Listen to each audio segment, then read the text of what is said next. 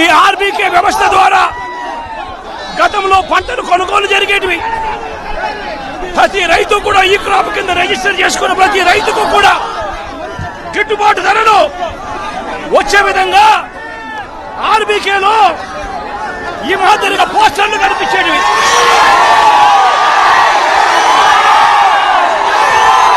ప్రతి ఆర్బీకేలో కూడా ఈ మాదిరిగా పోస్టర్లు కనిపించేటివి. ఈ గిట్టుబాటు ధరల కంటే కూడా తక్కువ రేటుకు ఏ రైతు అమ్ముకోవాల్సిన పరిస్థితి వచ్చేది కాదు.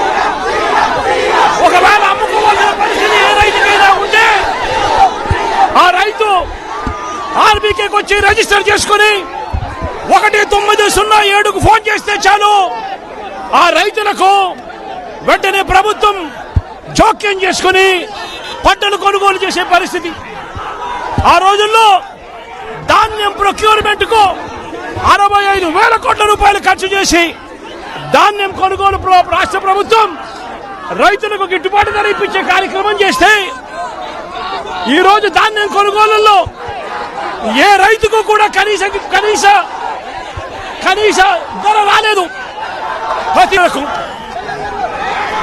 ఇతర పంటల కొనుగోలుకు వైఎస్ఆర్సీపీ ప్రభుత్వ హయాంలో 7,000 కోట్ల రూపాయల పైచీలకు ఇతర పంటల కొనుగోళ్ల కోసం ఖర్చు చేసి ప్రతి రైతును కూడా ఆదుకున్న పరిస్థితి మా ప్రభుత్వంలో ఉంటే ఈ రోజు రైతులకు గిట్టుబాటు ధర ఇప్పించాలన్న ఆలోచన లేదు.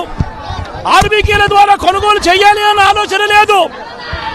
ఒక నంబర్ ఫోన్ కొడితే చాలు ప్రభుత్వం స్పందిస్తుందన్న నమ్మకం ఈ రోజు రైతుల్లో కూడా కరువైపోయిన పరిస్థితులు ఈ రోజు రాష్ట్రంలో కనిపిస్తా ఉన్న పరిస్థితులు. ఈ రోజు ప్రతి వ్యవస్థ కూడా నిర్వీర్యమైపోయిన పరిస్థితి.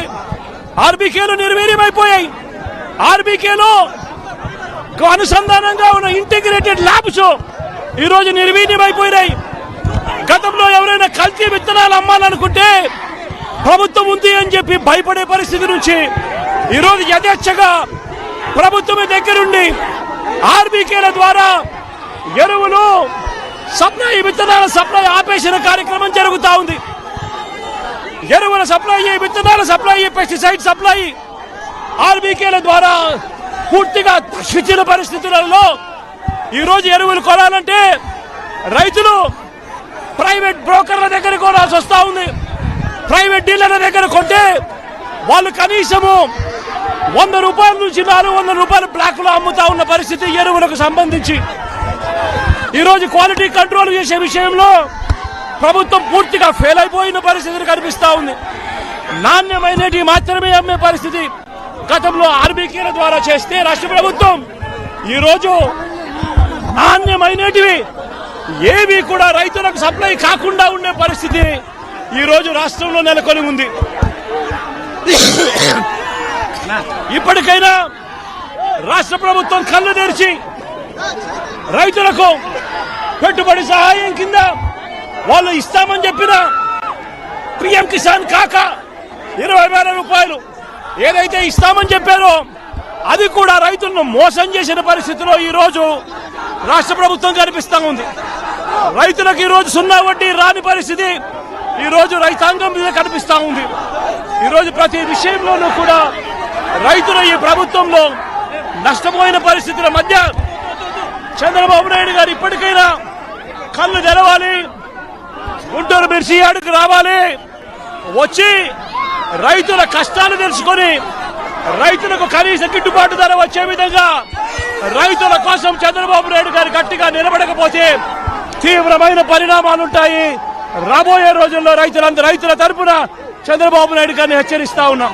ఈ రోజు ఇక్కడ కూడా పరిస్థితి ఏమిటి అంటే ఒక ప్రతిపక్ష నాయకుడు ఇక్కడికి వస్తున్నాడు అనంటే, రైతులతో మాట్లాడే ప్రయత్నం చేస్తున్నాడు అనంటే కనీసం పోలీసుల భద్రత కూడా చంద్రబాబు నాయుడు గారు ఇవ్వని పరిస్థితి. నేను ఇదే చంద్రబాబు నాయుడు గారికి చెప్తా ఉన్నా, ఎల్లకాలం ఈ ప్రభుత్వం ఉండదు.